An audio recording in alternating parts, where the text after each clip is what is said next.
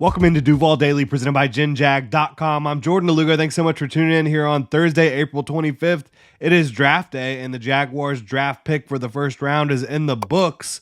As predicted on this show here, the Jaguars did trade back from 17 overall. They traded with the Vikings, who we expected the Vikings to give up that 23rd overall pick to move up for a quarterback. They didn't end up doing that, but they do use the 23rd overall pick to move up in this draft to acquire Dallas Turner. The Jaguars move back to 23 from 17. They acquire pick 167, a 2025 third, and a 2025 fourth round pick. That is big. Future draft capital and 2024 draft capital on day three.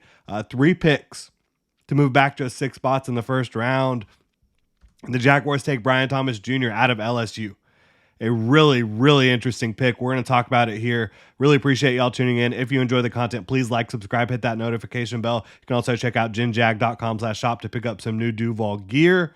So, again, with their first pick, they get a potential number 1 wide receiver in Brian Thomas Jr. and 3 picks to go along with it, right? It's not just that they got Brian Thomas Jr., it's they got Brian Thomas Jr. and the picks that they acquired in the trade back with the Vikings. So I think you can feel good about that. I figured that they would probably be able to acquire 1 late third round pick, maybe. So getting a third, a fourth, and a fifth to move back to 6 spots, again, it is great value. You talk about it from the Vikings perspective. I don't really understand why they would give up that much, quite frankly. Desperation, a stinky cologne. It really is. I think no matter who you talk to about this one, anybody who pays attention to draft capital, to draft compensation and trades, they're telling you the Vikings gave up too much. And I think that they did, but I'm here for it.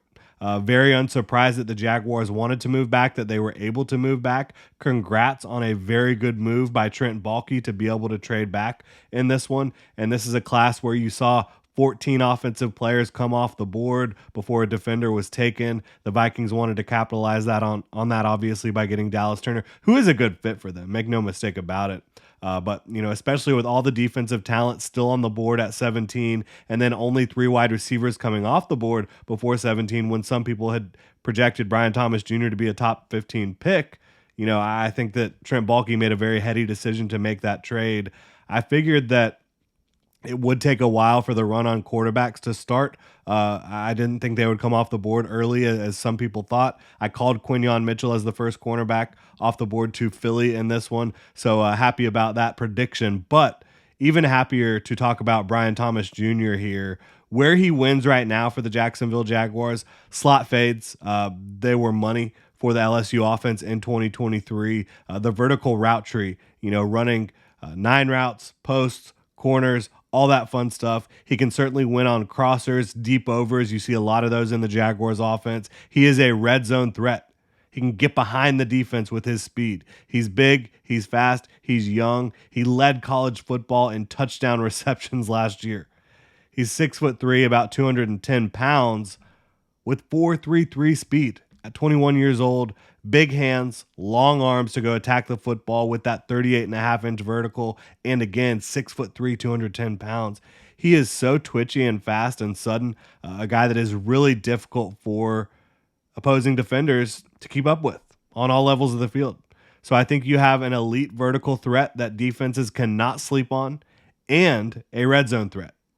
That's huge. I mean, this offense has needed the ability to push the ball down the field, the ability to pick up big plays. I think you now have 2 guys on the outside when you talk about Gabe Davis and Brian Thomas Jr. that can provide that for you. Gabe Davis has been kind of like a walking first down or touchdown when he's targeted by the Buffalo Bills, and you can certainly say the same thing for Brian Thomas Jr.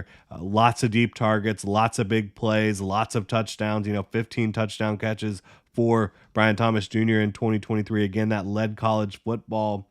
He can align at the Z, which I think keeps defenders off of him at the line of scrimmage when he's trying to release, when he's trying to build up some speed. So I think that's a really good fit because Gabe Davis is more of that big-bodied X receiver. Christian Kirk is that slot receiver for you. Evan Ingram can move around the formation as well. And Brian Thomas Jr. can and will move around the formation too. As a Z, I think you can certainly move. You can have him motioning in. I think you can have him anywhere you want, really, with his skill set. I think I've seen really good reps from him in the slot as well. So it's not like he has to be pigeonholed into that Z receiver spot, but I think that's where he takes most of his reps early on with the Jacksonville Jaguars here.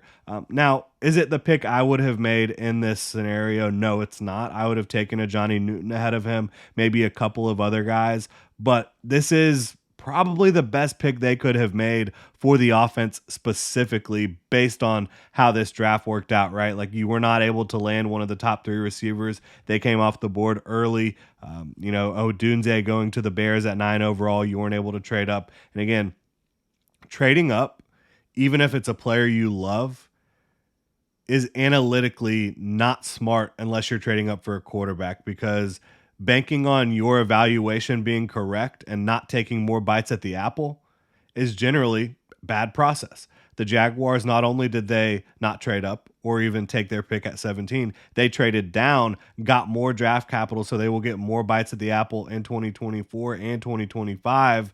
I think that's great process, and I think for Trent Baalke, that shows some confidence that he's going to be here beyond the 2024 season. And I think Brian Thomas Jr. is going to help in that regard, right? Now, what does he need to work on? Not a perfect prospect. He needs to show that he can run the full route tree. At LSU, they simply didn't ask him to do much of that. It was pretty much only vertical stuff. But the reason being is they didn't need him to do anything else. They had him. They had Malik Neighbors. They have another very talented receiver coming up this year. And they were able to thrive in this sort of system with Jaden Daniels throwing deep balls, which is his best pass. So it was just a perfect marriage for this entire offense, just kind of running a vertical passing attack.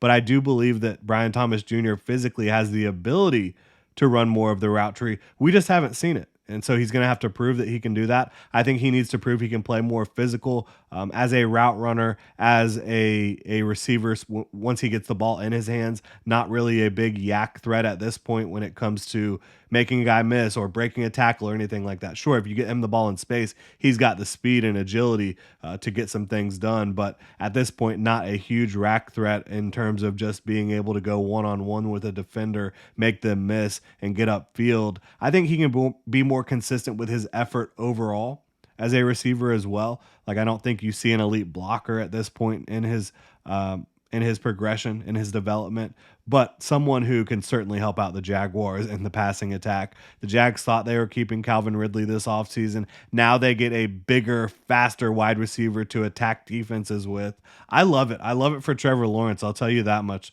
I think that this really helps Trevor Lawrence and his game moving forward. Like, I think that this is the most physically talented receiver the Jaguars have had. Calvin Ridley certainly is very talented, but doesn't have the size or speed that Brian Thomas Jr. brings to the field, or the catch radius that Brian Thomas Jr. brings to the field. This guy, he can go up and get the football at an extremely high level. He can adjust the football in the air. He was on my wish list for tonight. He wasn't at the top of the wish list, but again, was on the wish list for me. So I cannot complain one bit about this pick. The beauty of it, again, is the fit, in my opinion. He can play opposite Gabe Davis. He does not have to be the go-to receiver for the Jaguars from day one. Just nose to the grindstone type of thing. Keep working, keep growing his craft, right? Keep honing in on what he needs to develop on in this Jacksonville Jaguars system. And look, he is their most physically gifted receiver right now, and I don't think there's more than a handful, 10 receivers on the planet that are more physically gifted than Brian Thomas Jr. Like, again, his athletic ability combined with his physical profile is undeniable. 6'3", 210 pounds, almost 33-inch arms, almost 10-inch hands, 4.33 40-yard dash. He can jump out of the gym. There just aren't that many guys built that way. And certainly not that many guys built that way that also are coming off a season where they led college football in receiving touchdowns. This opens up the downfield passing attack. Defenses have to respect his speed. They just have to. gives you a real red zone threat, which you didn't have last year, really. And now you have him and Gabe Davis, both of which can be red zone threats. Christian Kirk and Evan Ingram can eat underneath and over the middle of the field, in my opinion. Again, I just love this for Trevor Lawrence and for the Jaguars offense. I think that Brian Thomas Jr., especially at 23, represents very good value. At 17 would have been a little bit early for him, but still nothing really to scoff at, nothing to beat them up about. But trading back to 23, getting those extra picks, and Brian Thomas Jr., who again is a receiver that has wide receiver one potential, but even if he doesn't develop into that, right now what he brings to your football team is a skill set you don't have. And so I think that it's a win for the Jaguars. Big night for Trent Baalke and the Jacksonville Jaguars. Really appreciate you guys tuning in. Let me know what you think about this pick in the comment section below. If you enjoy the content, please like, subscribe, hit that notification bell. Again, you can also check out genjag.com/shop to pick up some new Duval gear. Y'all have a good one.